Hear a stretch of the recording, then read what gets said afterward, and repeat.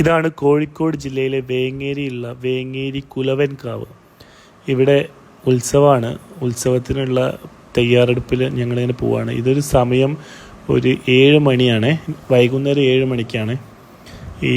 ഇത്രയും ജനനിബിഡമായിട്ടിരിക്കുകയാണ്. ഇവിടെ ഒരു പ്രത്യേക തരം പ്രോഗ്രാമുണ്ട്. അതായത് ഒരു നായ തിറ എന്ന് പറഞ്ഞിട്ടുള്ളൊരു തിറയുണ്ട്. അതായത് തിറ കെട്ടിയാടിയിട്ട് നായനെ പോലെ അഭിനയിക്കുകയാണെന്നാണ് ഞാനൊക്കെ കരുതിയത്. ഞാൻ ആദ്യമായിട്ടാണ് പോകുന്നത്. പക്ഷേ അതൊന്നുമല്ല. ഇവിടെ നമ്മുടെ വെളിച്ചപ്പാടിൻ്റെ രൂപത്തിൽ ആളുകൾ ഇങ്ങനെ വന്നിട്ട് അതിന് ഇങ്ങനെ വെളിച്ചപ്പാടിനെ പോലെ വന്നെടുത്താൽ കണ്ടോ, ആളുകളിങ്ങനെ വലം വയ്ക്കുകയാണ്. അമ്പലം വലം വെച്ചിട്ട് അനുഗ്രഹം വാങ്ങിയിട്ട് പിന്നെ ഇവർക്ക് വെളിച്ചപ്പാട് പോലെ ഇവർ നായനെ പോലെ ബിഹേവ് ചെയ്യുകയാണ് ചെയ്യുന്നത്.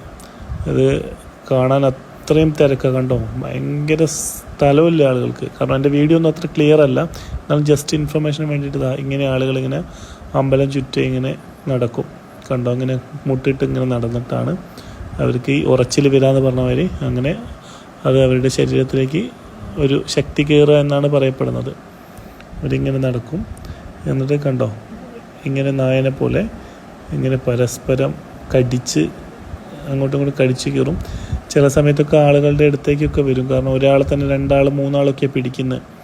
അവർ ആളുകളുടെ അടുത്തേക്ക് പോയിട്ട് പ്രശ്നങ്ങൾ ഉണ്ടാവാതിരിക്കാൻ വേണ്ടി ജനക്കൂട്ടത്തിലേക്ക് ഈ വാഴയുടെ ഒരു സംഭവം കൊണ്ട് അവരുടെ കൈ കടിക്കാൻ കൊടുത്തത്, അത് കടിച്ചിട്ട് അവരുടെ ആ ഒരു ശൗര്യം തീർക്കാൻ വേണ്ടിയിട്ടാണ്.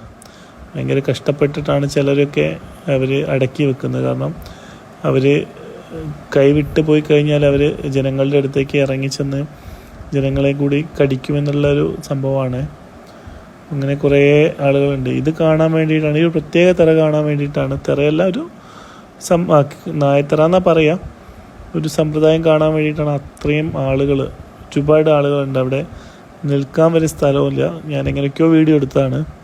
ഞാനും ആദ്യമായിട്ടാണ് പോകുന്നത്. നമ്മുടെ കോഴിക്കോട് ജില്ലയിലാണെങ്കിൽ കൂടെ ഇതുവരെ അവിടെ പോകാനുള്ള അവസരം ഉണ്ടായിട്ടില്ല. ഈ വർഷം അതിനു വേണ്ടി റിസ്ക് എടുത്തിട്ട് പോയതാണ്.